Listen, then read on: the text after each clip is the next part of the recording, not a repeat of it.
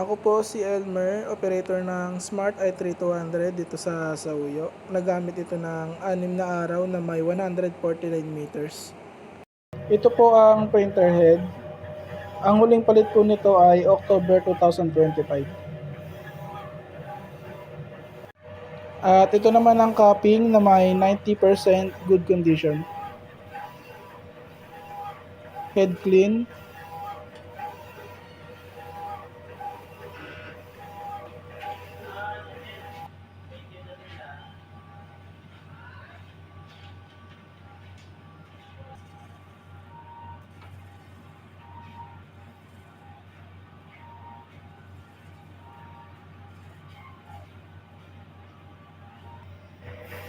At sunod naman, nozzle check.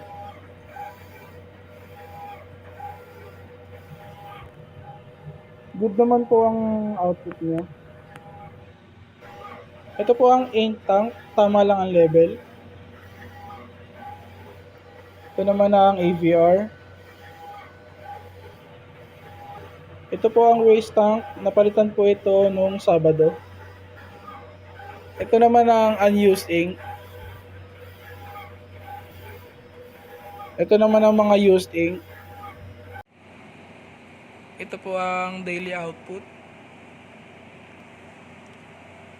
Ito naman po ang stock consumed last week.